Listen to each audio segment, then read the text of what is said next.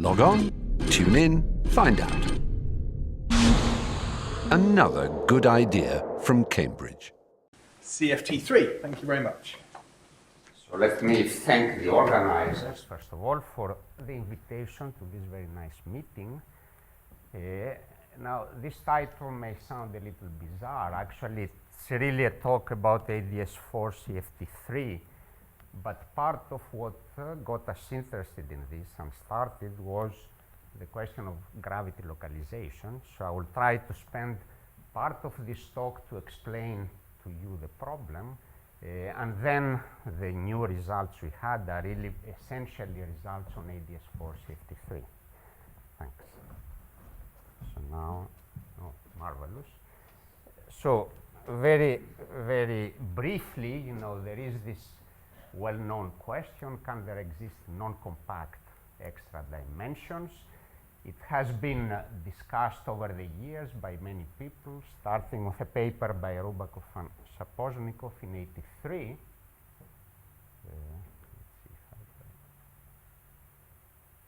Where is the little red light on this? Yes, here it is. Right, and of course, with deep branes, we now all happy with the fact that we can confine the standard model, in particular gauge interactions and non-abelian gauge interactions, on a lower dimensional brane. But how about gravity, right? And actually the question got a lot of press following the papers of Randall and Sundrum in 1999. And this question is really, once you start thinking about it, it's very closely related to a series of other questions that have also been discussed a lot in the literature. The leading one being, can one give a mass to the graviton? Or a related question, could it be a resonance? Could it have, you know, a complex mass? A question that is not usually asked, but as you will see in a moment, it is also, in a sense, in the same realm of ideas. Can there be sectors hidden from gravity, which means that you don't have universal couplings of everything to the gravitational field? And more generally, you know, what infrared modifications of the Einstein equations are allowed? Now, this is a subject with a very long history. You know, I'm definitely not going to try to review any of this here. I think the short answer is we still don't know, even though the big majority of results go rather in the negative direction for any of these statements. But, you know, the game is still, in my mind, somewhat open for reasons that I will explain. So in this talk, I will adopt a very conservative attitude. Conservative means two things. First of all, it will be all about two-derivative supergravity. So if higher derivative terms are crucial in any of this discussion, I'm not going to talk about them here. But secondly, and more importantly, I will assume that this brane world on which we are confining physics is anti-de Sitter.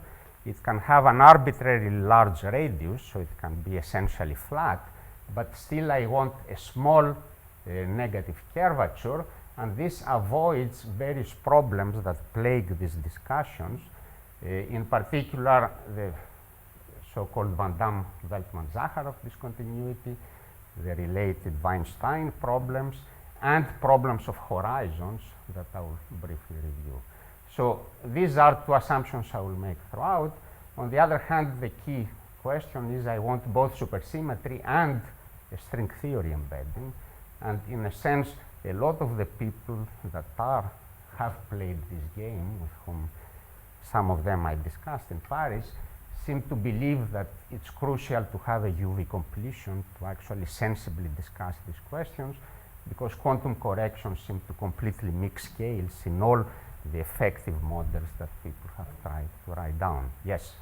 That statement seems to contradict the restriction to two derivatives. Well, what I mean is that I'll have two derivative supergravity solutions that we know are consistent string theory backgrounds, but I'm not going to use the higher derivative terms. But it is string theory in this sense, except I'm not going to use in any sense the higher derivative terms to localize gravity.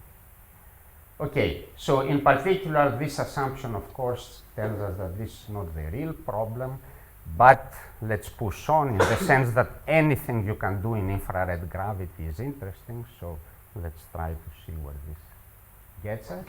And this is the summary of what I will tell you. So the first three things, in a sense, are old material. Well, first of all, I will review very briefly the Kaluza-Klein reduction of spin 2 for spin 2, just to make a couple of points that are maybe not widely appreciated in the literature.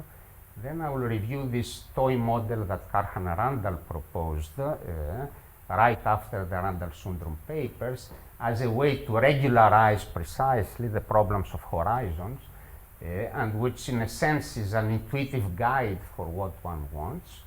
And then I will move to the more recent stuff. We got started following a couple of very nice papers by Docker, Goodperl, and John Estes, who found some very nice exact solutions of type 2b supergravity, describing domain walls of n equal 4 super Young Mills. And this is the obvious setup. Actually, it was even suggested in this original paper of Karl Randall that this would be the string theory setup. So that's how we started to try to see if indeed this does the job. So this is in a sense what we did. So that's the part where we have computed things. There is an issue of how you identify correctly parameters, how you take the limit that seems to be the analog of the Karl-Randall model. In the end of the day, as you will see, the thing will not work, but it will not work in an interesting way, maybe. And at the same time, by trying to do this, one actually, as a side product, finds the holographic duals of the Gaiotto-Witten n equal 4 three-dimensional CFTs, and we have tested a few things in this duality, and we are trying to test some more now. So that's essentially, what we have done. Okay. So very quickly, Kaluza-Klein reduction for spin 2. So one thinks about a warped background, completely general at this stage. The only assumption is maximal symmetry in 4 dimensions. So this metric here is either AdS or Minkowski or De Sitter for this part of the talk. There is a transverse space, which is 6 dimensions with coordinates y, and there is a warp factor here. So if you think about this geometry, and you try to think now about spin 2 fluctuations around this metric, here is how you can do at the linearized level a consistent reduction of metric perturbations for the spin 2 part only. I'm not going to be interested in the spin 1 and spin 0 parts from the 4-dimensional point of view. So you only perturb the 4-dimensional part of the metric, h mu nu is the perturbation, and one can consistently assume that h mu nu factorizes into a solution of the Pauli-Fierz equations for spin 2, I will comment on them in a second, times a wave function in the transverse space, psi of y. Y will be non-compact for us eventually, but for the moment it can of course also be a compact space. So one assumes this factorization, and h mu nu tt is actually, as I said, the solution of the Pauli-Fierz equations with a mass m squared. So it's traceless, transverse in the background geometry, and it satisfies the massive spin 2 box equation here. And in these conventions, lambda, the eigenvalue of the mass of the spin 2 box operator, is m squared plus 2k, where k as usual is minus 1, 0, or 1 for anti-De Sitter, De Sitter or flat. M squared equals to 0 is the usual graviton. So if you have a massless canonical graviton, m squared is 0, and this lambda is then equal to 2, 0, or minus 2. Okay. So this is, of course, what you expect. I mean, you expect some sort of tower of massive spin 2 fields, the lowest one being what we want to call eventually the graviton. So do you Yes. have stuff which Is it sort of negative mass with Brighton-Horner Friedman type mass? Not for spin 2, I'm coming to this in a moment. So spin 2 is always Spin 2 positive is or always- 0, yes. So you put this on such, you linearize the Einstein equations in 10 dimensions, sorry, and the result is a Schrödinger equation or a Schrödinger problem in the 6-dimensional transverse space, which I have written down here. You see, if there wasn't for the warp factor, this is simply the covariant box in the transverse space of psi equals to m squared psi. So this is, you know, a simple Schrödinger, well, simple to formulate Schrödinger problem. It's modified by the warp factor that creeps in here and there. And the two comments I want to make about this equation are the following. One, which, as I said, is maybe not explicitly stated very much in the literature, even though I'm sure people that worked on this know it, is that the linearized equation is universal. It doesn't depend at all on any of the fluxes or other matter fields that enter into the energy momentum tensor, T mu nu.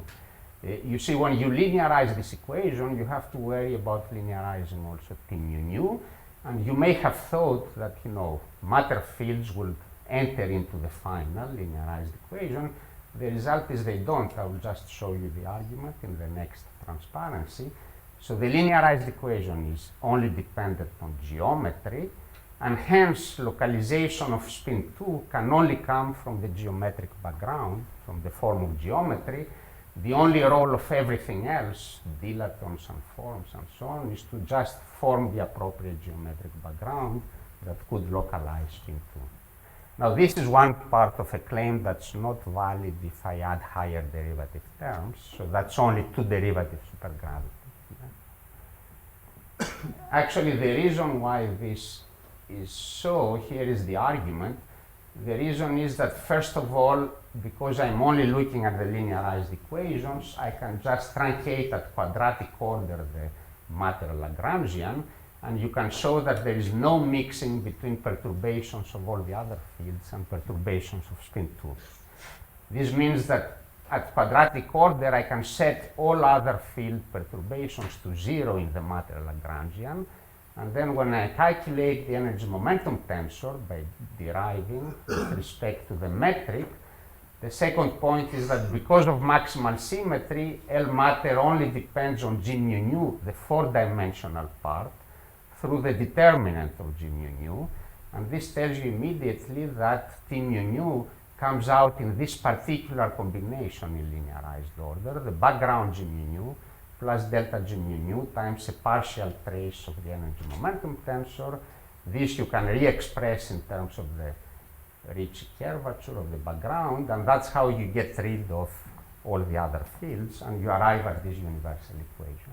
Of course, you Yes. always have some mixing with spin 0, for instance, the warp factor, because you know that if you well transform back, then you get... Not at quadratic order. Of course, if I start looking at interaction terms, I will get all sorts of mixings. At quadratic order, no, because I need 2 spin 2s in a sense to form a singlet. There can be no contamination with spin 0. No. You know, suppose you No. chose your warp. Not in this gauge. I mean, maybe you are Well, it confused depends. about. Suppose that your warp factor is not be correctly chosen. In some sense, it's not cannot really be treated as constant. And you will have to take the thing proportional to the perturbation of the warp factor as a while rescaling, which reflects itself as a mixing between spin 0 and the capital.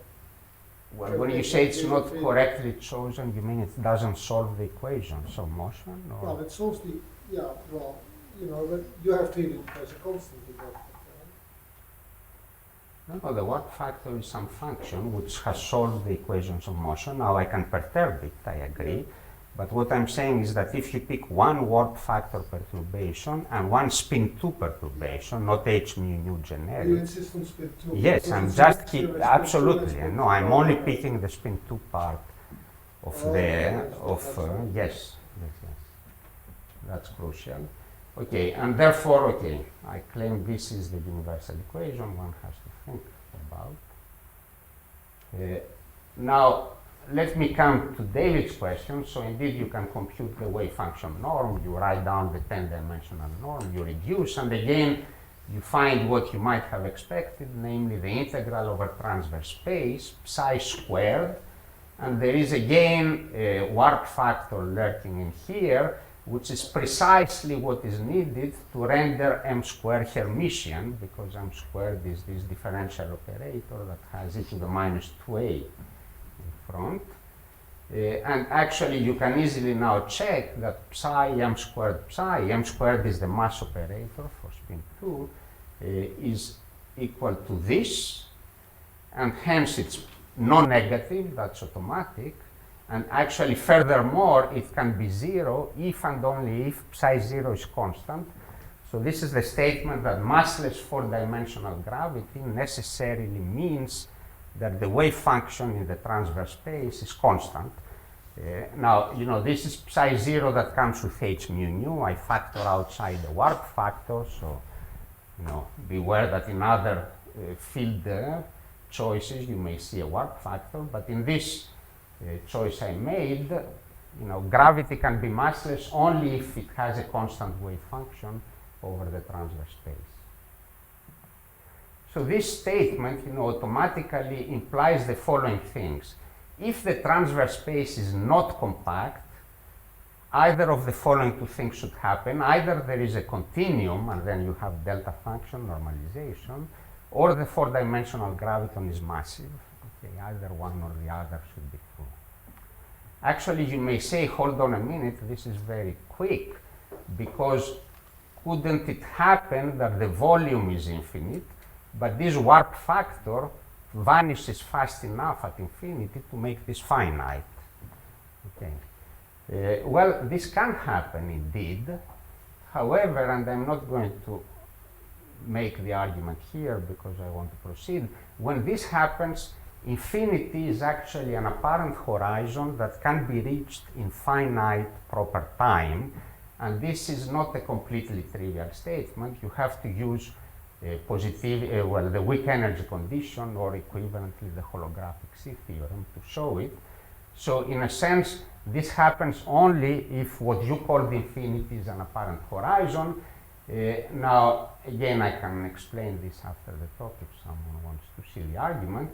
However, this means in practice two things. First of all, when you have a horizon which can be reached at finite proper time, you have a continuum of modes that are basically concentrated there. And secondly, there are quite serious issues of stability that have been discussed after the Randall-Sundrum papers, and which I don't want to get into here. Of course, the quick answer is to simply cut off, just let me finish the sentence, cut off things before the horizon with boundary conditions, but then that's compactification, and I don't want to discuss compactification. So if you don't compactify, you still have to say what happens at the horizon in the quantum theory, and this raises all sorts of issues which are regularized in the Karp-Randall model. Yes? So would the original Randall-Sundrum model be included in this class? Yes, absolutely. So in the original Randall-Sundrum model, you will see just now in the following transparencies, you hit the horizon. I mean, that's a flat brane in AdS. You hit the horizon where the warp factor vanishes, which, okay, then, you know, you have to geodesically complete the space. I mean, there are all sorts of issues which I think pollute the question, maybe in interesting ways. But, okay, there is a cheap way out, which is to simply regularize this problem and make things completely well defined. And this was the proposal of Karp and Randall. By making the brane world AdS, actually, it turns out you can avoid the horizon because you avoid this holographic C theorem. The warp factor can start decreasing, but then goes up again and becomes infinite. And on the other hand, from what I told you, it implies that the 4D graviton is necessarily massive, so there is no massless gravity, 4D gravity in this proposal. There is a massive gravity, but the mass can be tiny, actually, and therefore, in some sense, we have almost 4-dimensional physics. So I will show you this in a moment. So here is, you know, this model is very simple, of course. It's 5-dimensional Einstein gravity plus a thin brane source, 3 plus 1 dimensional brane, and you solve the equations by using Israel matching conditions, and the solution is given as follows. There is only one transverse dimension, which is dy, and which is infinite. This is now AdS4, the maximally symmetric, 4-dimensional metric is AdS4, and the warp factor is written here. It depends on the radius of curvature of bulk AdS5, which solves the bulk equations, and on the tension of the brane through this particular combination, arctangent of lambda L over 6 times the gravitational coupling. And of course, if the brane wasn't there, lambda is 0, y0 is 0, this is just AdS5 in AdS4 foliated coordinates. Okay. So what this thing describes are two large pieces of AdS5 glued along an AdS4 brane, and the radius of curvature of the brane is the warp factor at the position y equals to 0. So it is this particular combination of parameters, and one can fine-tune this to be arbitrarily large, almost infinite, by just taking the tension lambda to go to some appropriate limit. So this, you know, as I said, we are almost there with a flat brane, but there is a slight negative curvature. Now the picture is this. One takes, you know, in global coordinates, two AdS5 spaces. One cuts out a very thin pizza slice, which is the green one, and glues the two along the boundary. So I keep half of the boundary of AdS5 on each side. Then I throw away this part of the boundary and I glue spaces along the brane, which sits here at the inner boundary of this semi-moon. Of course, fine-tuning things so that the brane is almost flat amounts to pushing this more and more to the boundary, right? Because it's at the boundary where the warp factor diverges. So in a sense, you are keeping more and more of these two AdS5 spaces in this fine-tuning. Here is the warp factor, just keep this in mind. It's obvious, but because I will use it in a moment. So if there was no brane, that's pure AdS5. This is just the cos function. And then as you tune up the tension of the brane, it starts creating here this local bump where the brane sits. And if this were to go out to infinity, I would have just two complete AdS5 spaces. Okay, now you can compute the spectrum here. It's a very simple problem, and it was done indeed by various authors in 2002 or thereabouts.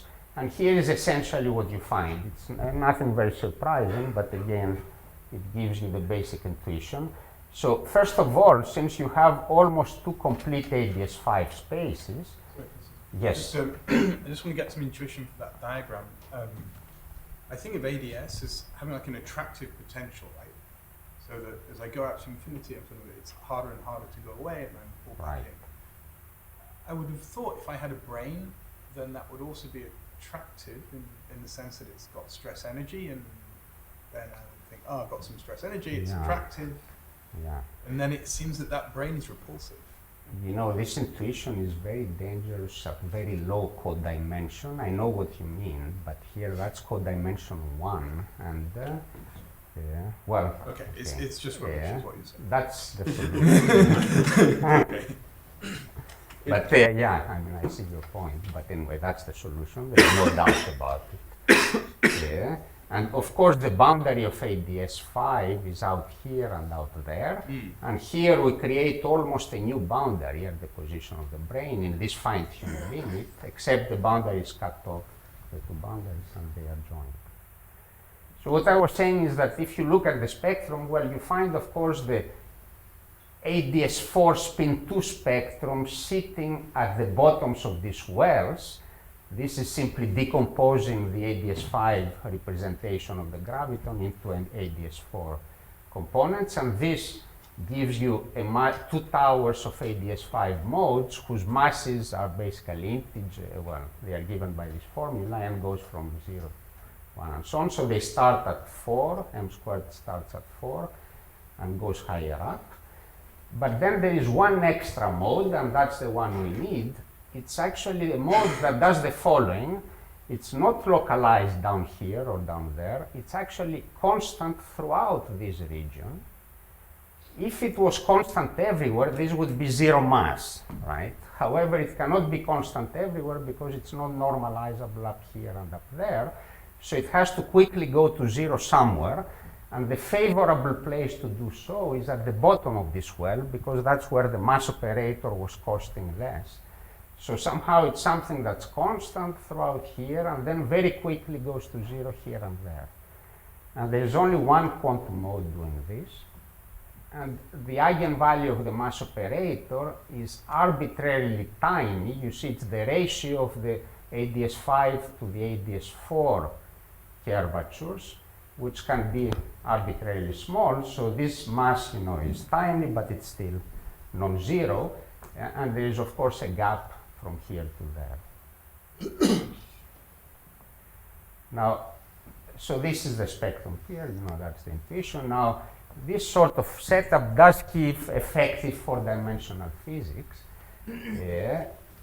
even though there is no conventional effective four-dimensional theory one can write down. But in particular, if you compute Newton's law at distance scales which are less than the AdS4 radius of curvature, our world, but bigger than the AdS5 bulk radius of curvature, you get out basically Newton's law plus power law corrections that die off like this. So this part is not like in standard Kaluza-Klein theory. This is standard Kaluza-Klein theory, but this is not. And the reason why this comes out like this is basically because, all this stuff that lives at the bottom of the AdS5 wells, they also mediate interactions that are at radius of AdS4 scale. You see, the mass formula is actually really this quantized coefficient over the radius of our brane squared, because that's what comes out, the invariant AdS4 masses. So it's not as if these guys mediate short-range interactions. It's not as if they are screened very quickly. The reason they don't contribute is that they are localized very far away from the brain, and hence they have exponentially suppressed wave function down here, and that's what makes it subleading. Of course, when you start summing up higher excitations, they overlap more and more with our brain, but then they become more and more short range. And when you add up these things, you get this power law correction. And here's the comment I made, because psi0 is the lowest lying mode, the one that gives the leading Newton force. Because it's not constant anymore, these 3-point functions are not universal, as they would be if psi0 could be taken outside the integral. And so this nearly massless graviton can have non-universal couplings to the stuff that lies down at the bottoms of AdS5. Okay, this is the story. Now holographically, we know nowadays how to think about this problem. The gravity in AdSd plus 1 is dual to a conformal field theory on the boundary. An AdSd brane, codimension 1, is dual to a conformal domain wall. So if the theory lives on S3, the conformal theory lives on S3. The boundary is a two-sphere equator. And the almost massless four-dimensional graviton should be dual to an almost conserved three-dimensional energy momentum tensor of the domain wall. Okay, that's the picture. Well, how do you embed it in string theory? The obvious thing is, let's take our best known theory, n equal 4 super Young-Mills. This is AdS5 cross S5. Let's think about supersymmetric domain walls, half superconformal domain walls. Would this do the job? And actually, these domain walls have been discussed by several authors. I'm not very complete in my referencing here, starting with a paper of the Wolf, Friedman, Oguri, and then the most recent one that I will use is Gayotto-Witten, 08. And these domain walls can be easily engineered in string theory in flat space-time by taking the D3 branes that support the super young Mills and cutting them through with 5 branes. Now, supersymmetry allows you to extend the NS5 and D5 branes in these particular directions. So 0, 1, 2 are common to the D3 branes and to these 5 branes. And then the remaining 3 directions of the 5 branes of opposite type are orthogonal, basically, and this is simply supersymmetry. Now, this is, of course, at very weak coupling, for everyone. Now, if you have lots of D3 branes, they deform geometry to AdS5 cross S5. If you still treat the 5 branes as probes, what they will do is go and wrap an AdS4 cross S2 space, and the S2 corresponds to equator S2s on the 5 sphere, and it's 2 orthogonal equator S2s on the 5 spheres for the NS5s and the D5s. And again, this was discussed early on, but of course this won't be enough for what we want to do here. If we try to localize gravity, the 5 branes have to back react, because we need obviously a big gravitational back reaction to do any of these things that Karl-Randall do, and therefore you need the back reacting 5 branes. And that's in fact what these gentlemen did. They found the solution, and it's a beautiful set of classical integrability, actually, and the way it works is as follows. I'm not going to describe it in glorious detail, but I will tell you a few words. So N=4 super young Mills has this symmetry, as you know, in particular this bosonic symmetry.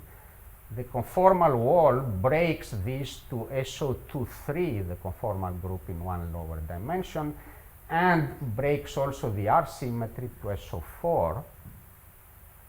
And therefore, it's natural to try solutions which have the following ansatz. This will be realized now as Killing isometries of AdS4 cross S2 cross S2, the two spheres that have SO3 cross SO3. There are 2 more dimensions. This is a surface sigma, so this thing will be fibered over surface sigma.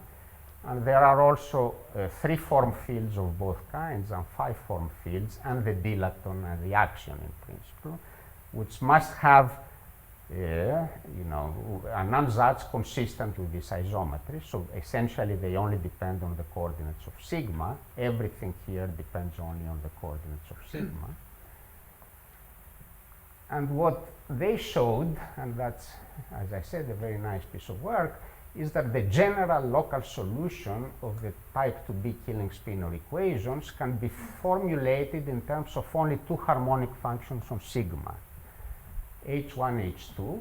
And here is the very explicit formula. It sounds like a mess. I mean, that's what slowed us down definitely in the beginning when thinking about the problem. But given H1, H2, you form these particular combinations, WN1 and 2.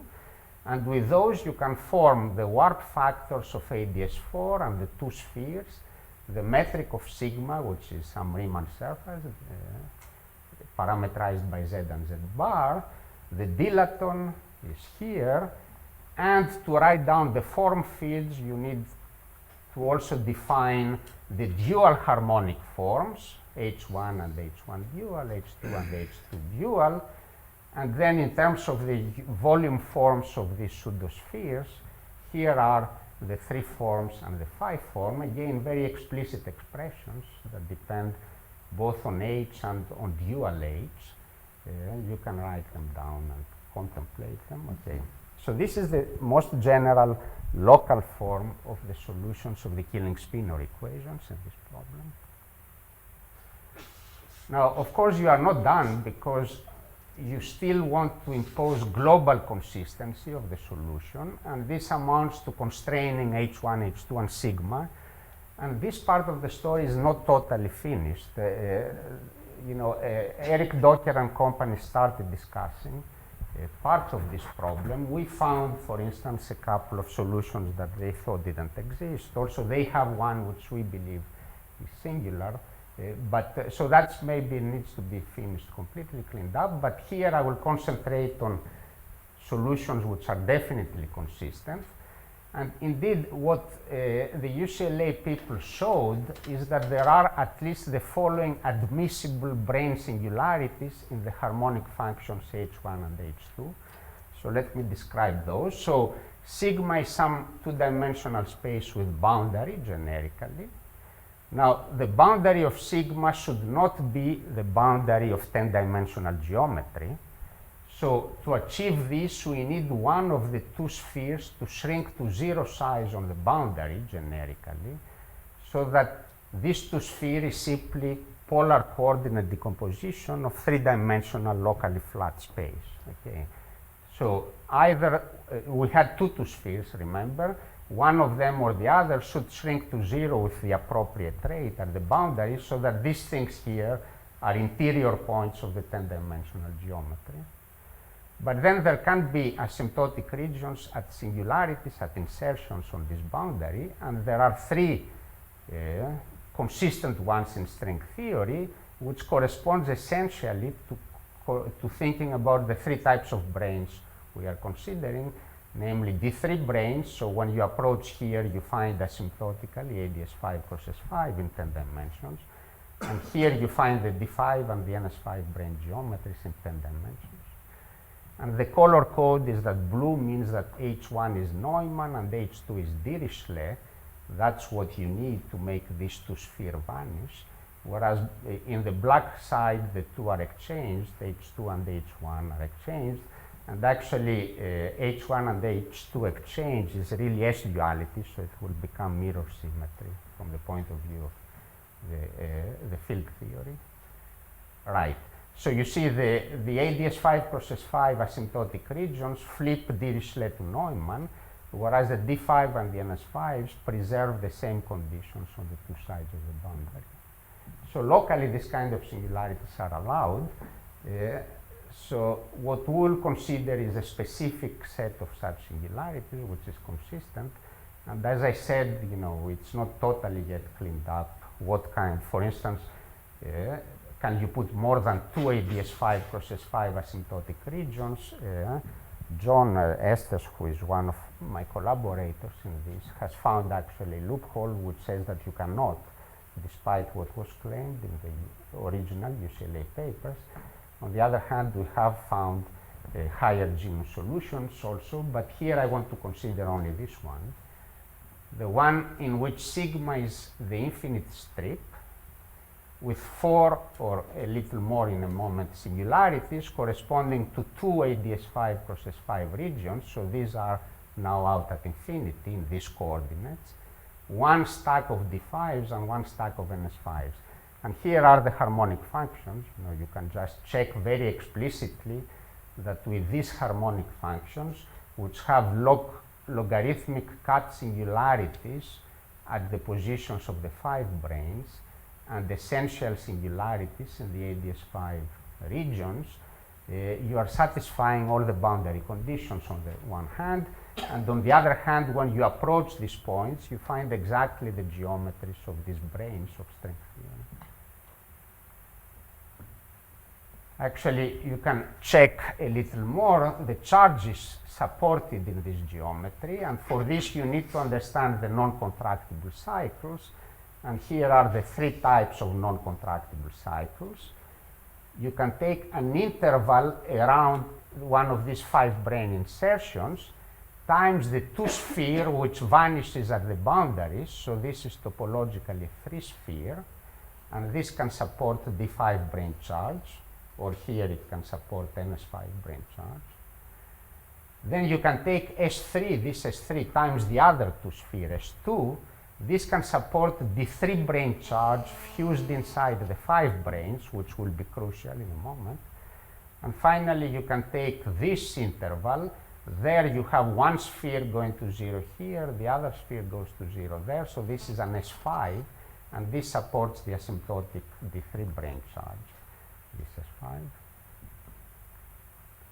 Okay, so more general geometries that we want to consider have actually many of these 5 brane singularities, 2 asymptotic regions, and this would be the generic domain wall to consider. Okay, just the same harmonic functions, you add many singularities of logarithmic type, and the thing to note here is that these singularities depend on 2 parameters. Each of them has 2 parameters. One is the position of this thing along the boundary, that's the delta, and the other is the strength of the logarithmic cut, which is gamma. Okay, so there is a gamma and a delta associated with each of these singularities, and then alpha and beta are associated with the radius of the asymptotic AdS5 regions and with the value of the dilaton on the 2 sides. Okay, so the count is correct actually, so parameter count is correct because here is how it goes. So we have the gammas, the deltas, the gamma hats and the delta hats. Those give the same number of parameters as numbers of D5 branes in every stack and numbers of D3 branes fused inside the D5 branes in every stack. And the same for the NS5s. And then these 4 parameters are exactly the 2 asymptotic values of the dilaton, the asymptotic values of D3 brane charge, and actually there is one parameter that you should subtract really. It has to do with translations along the real axis in supergravity and with D3 charge conservation in well, this representation. So one of the parameters is really not independent. So the thing we wanted to do, so you have these continuous parameters, you want first to rewrite them with charges before trying to think about how to fine-tune geometries to go into this, let's call it Karch-Randall setup. So you have to just convert parameters, and there is a well-known little subtlety here in computing D3 brane charge because of the anomalous Bianchi identity of the 5 form. So this is again a well-known story. There is no local gauge invariant definition of D3 brane charge when you have H3 and F3 fluxes in the background. There is a so-called quantized page charge, which is either non-local or changes under large gauge transformations. Let's make the choice that it is non-local because I want to identify with invariant linking numbers in the dual theory. Yes. Explain what you mean by local, because I would have thought that charge in some sense is always non-local because I define it through Gaussian, integral of flux through Gaussian. So here is the expression. So you see, if you exclude this last term, it's some local integral over a 5 cycle, but we subtract something at infinity. And this something at infinity changes under large gauge transformations, right? So obviously B2 changes under large gauge transformations, and therefore I want to kill this change by subtracting. Okay, you can do it in other ways, but okay, we chose this. And if you compute this, you find these a priori ugly-looking expressions, but they are very nice, as I will say in a minute, that depend on these parameters, delta, gamma, and so on. So this is the invariant 3 brane charge in the 8th stack of the 5 branes, and this same for the bth stack of NS5 branes. Again, depends on these parameters of the theory. The 5 brane charges are simpler, they are unambiguous, they are essentially proportional to these parameters gamma and gamma hat. And as I said, the remaining parameters control the asymptotic regions, and I won't need their explicit expression.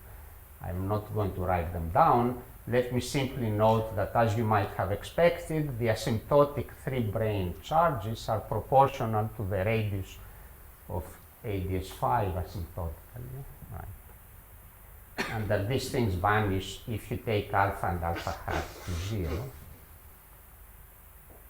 Okay, so now to mimic the Karp-Randall model, you must fine-tune parameters so as to flatten the brane relative to the bulk AdS5.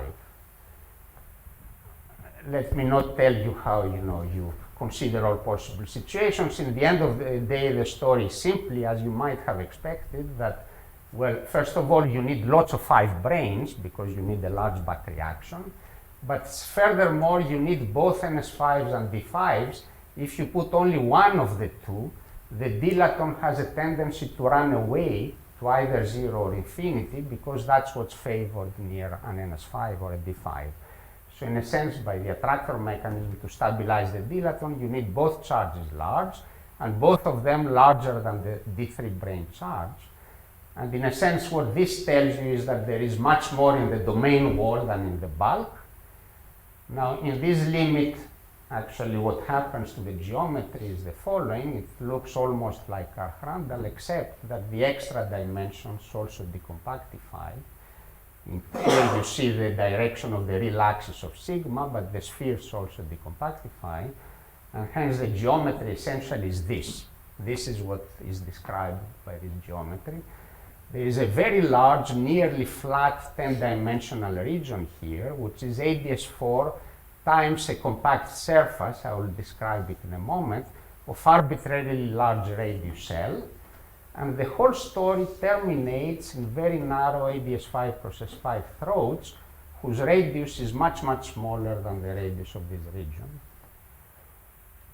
Now you can compute the graviton mass here numerically. We have done it, and you also find what you expect from Randall-Sundrum, except we cannot say that we localized gravity because the physics is nowhere 4-dimensional. So we have this almost massless 4-dimensional graviton, but we have towers of Kaluza-Klein modes that in a sense live also everywhere in this region. And therefore, this story, I will stop here on this. I mean, one obvious idea that was suggested to us is that maybe there is too much supersymmetry and R-symmetry, and this forces, all sorts of junk to become also, to go along the gravitational spin 2 multiplet, and maybe with less supersymmetry and R-symmetry you can do better, but this is what happens here. So you give a small mass to the graviton, but you are still in 10 dimensions, in a sense. But on the other hand, here I want now to discuss a limit, which is the obvious also limit. Let's try to chunk off these asymptotic throats completely. Now, again, this should have occurred to us much more quickly, and I guess to the UCLA group, but you see when you do this in this parameterization, it looks like a singular limit because, remember, if I go back here, the AdS5 process 5 regions correspond to flipping from Dirichlet to Neumann boundary conditions across. If they go away, you don't see how you can go from Dirichlet to Neumann. It turns out that this is actually just a coordinate singularity, and these asymptotic regions can be nicely capped off by just taking alpha and alpha hat to 0 in this strip parameterization.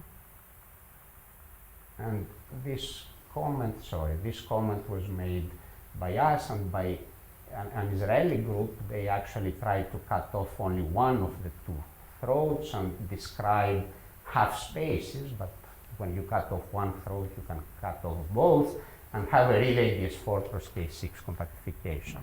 Okay.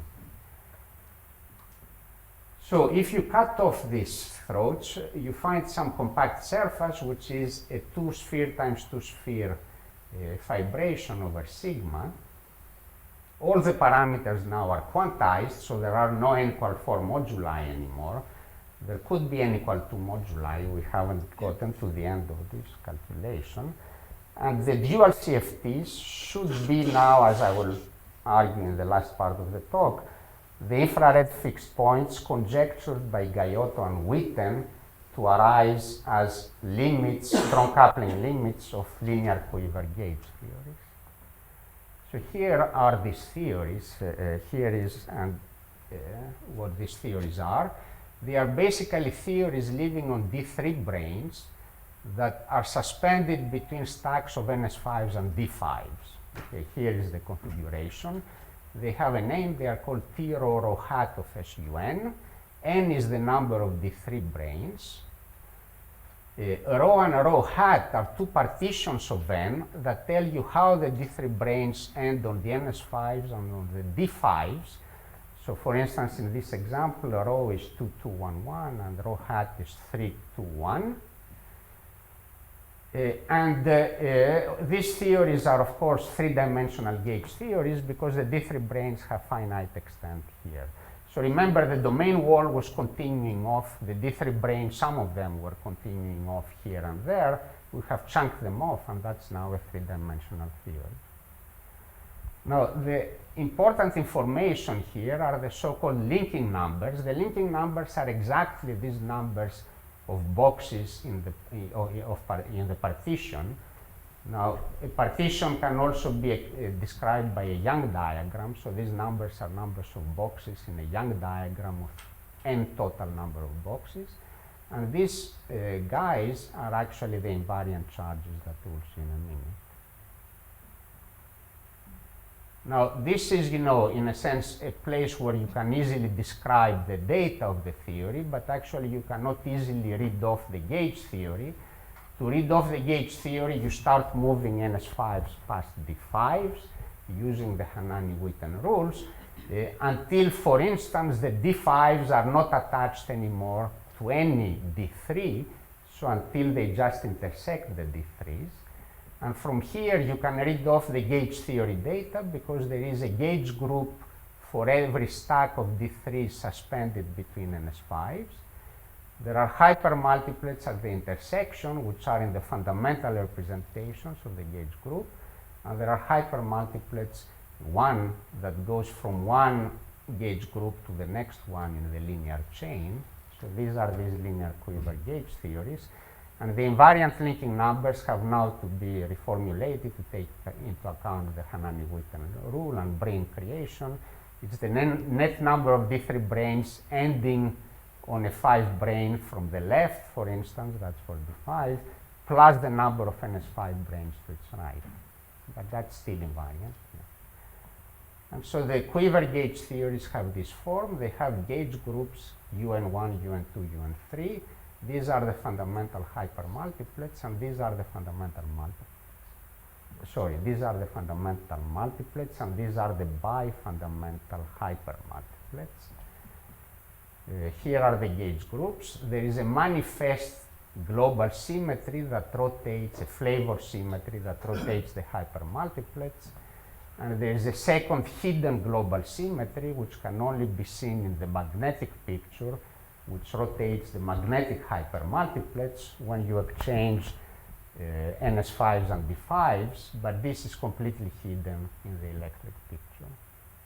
Now, the crucial point is that Guyot and Witten conjectured that this kind of theories flow to non-trivial superconformal field theories whenever the following condition is satisfied: the number of fundamental hypermultiplets for every gauge group should be bigger than 2 times the number of colors, and this is essentially a requirement that you can completely Higgs all the gauge groups in the Higgs branch.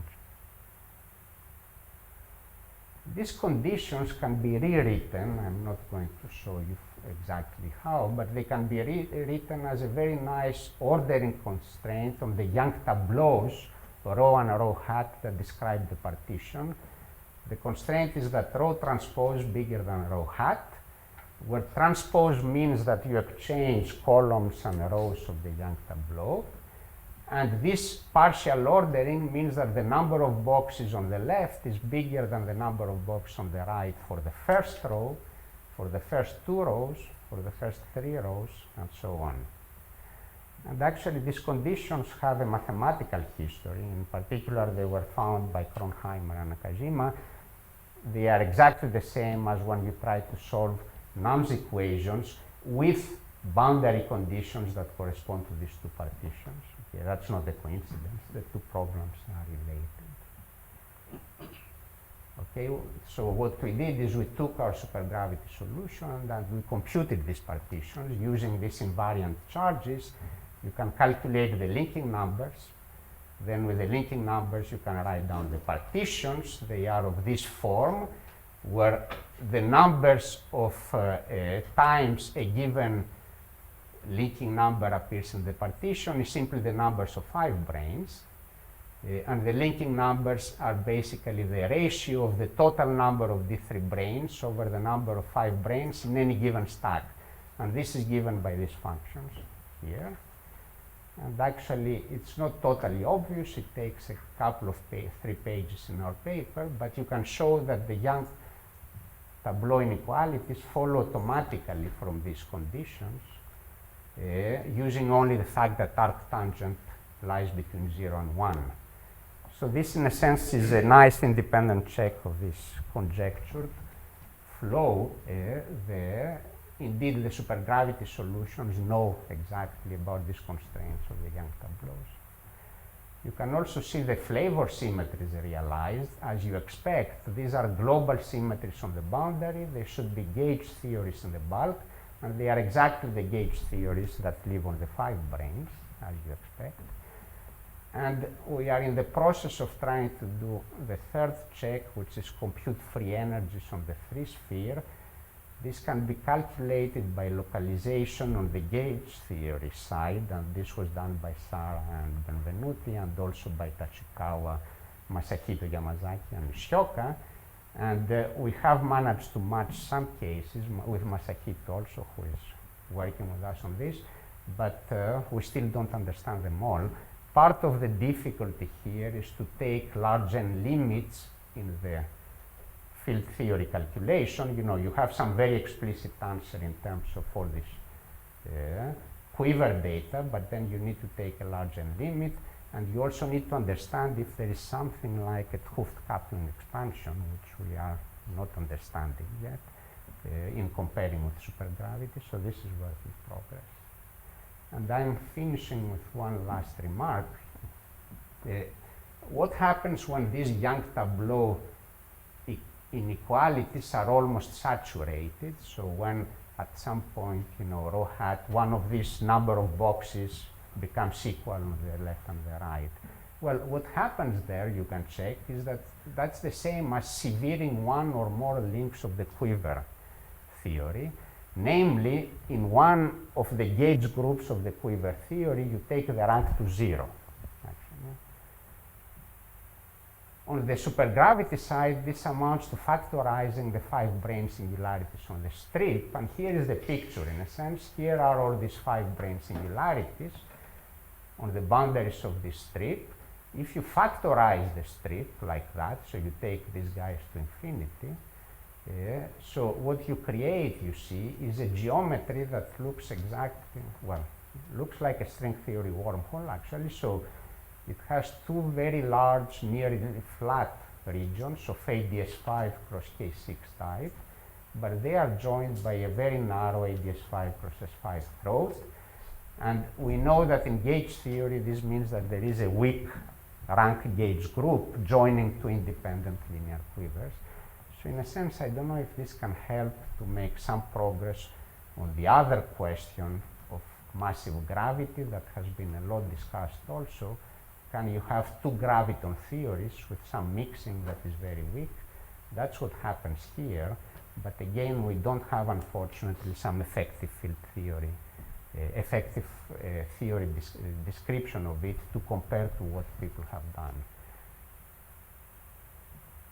Here are the conclusions. I'll stop. We have embedded the Carr-Handel model in string theory. The graviton has a mass, but the brane is decompactified.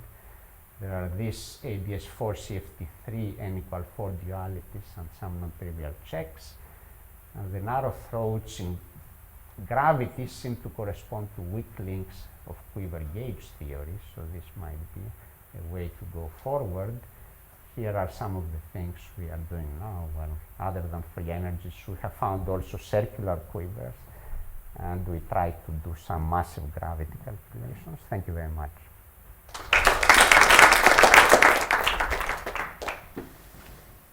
Questions? The 3-dimensional conformal field theory you described the T-row theory as some sort of duality with 3-dimensional gravity theory, which another Q, other people do. Is there some connection with this construction of the gravity? Sorry, you say it has some duality of three-dimensional gravity? Difference between the, say, for example, AGT conjecture or there Yeah. Yeah, no, I know what you mean. I haven't thought at all about that. Yeah, that's an interesting question. I don't have an answer. So here you can derive the partition function of the AdS3 CFT3 by using this kind of So this is what Sarah and others have done. Yes, on the field theory side. And on gravity side, you compute the action, of course. Right? So part of the problem is what do you do near the 5 brane singularities? And in some theories, but this is a restricted set, the leading term goes like n squared log n, and this doesn't seem to get contributions from the 5 branes, so there we can reproduce the coefficient correctly. But even though it's a sum of many terms, it works. But then the subleading guys, we don't know how to compute because we are not sure what plays the role of alpha prime corrections in the quiver gauge theory. Yeah. So any ideas on this, I would really appreciate because we are right now a bit in the dark on this. Yeah. Sarah? So, on the gauge theory side, we know how to insert the mass deformation to go to an equal to star. Can you do that on the gravity side? No, so, okay, yeah, so definitely not because n equal 4 was very crucial in writing down this solution. So at best, I think we can try to do small deformations. And there is one candidate deformation which locally is okay, but again, one has to check singularities, which is a beta-like deformation. You see, we have two U1 isometries on the three spheres, so we can try to do like the Maldacena-Lunin beta deformation of this theory. Locally, it's working, but one has to make sure there are no singularities. The more general ones, no, I don't know how to deform. But would you expect that that would change the leading order in N? I guess it depends how you do them, right? Because it's a huge moduli space. So, of course, we are taking all these parameters to 0 in your calculation to compare. But so I mean, if you only put a few masses, no, it won't change. But if you turn them all on in particular ways,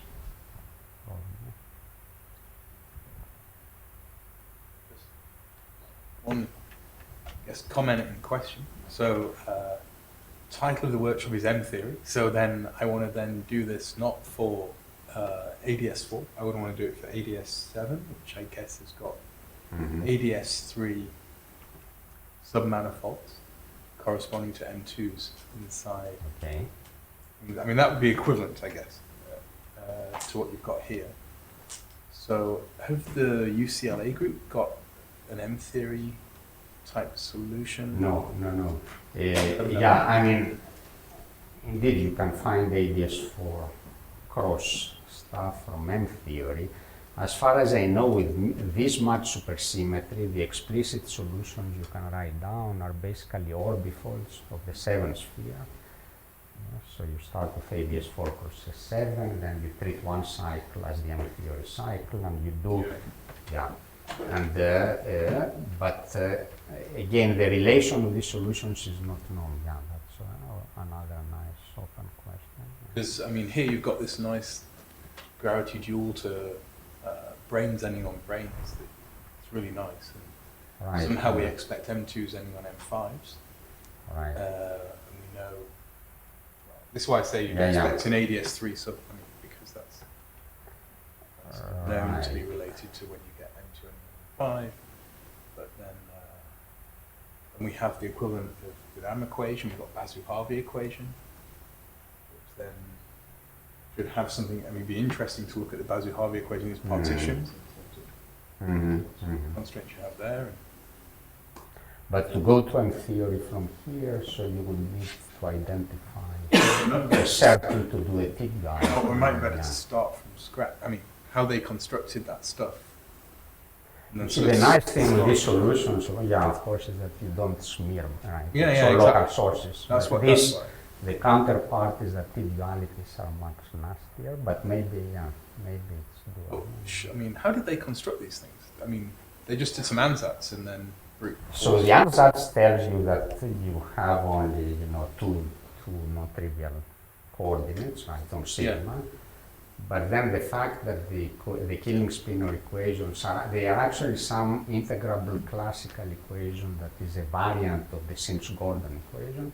But to get there, yeah, it's a number of steps that's highly non-trivial. I think it's a very nice piece of work. I don't know what their intuition was, if that's what you asked me, but the fact that you can in the end go to these holomorphic functions is of course the hard part. Any further questions? Speaker again.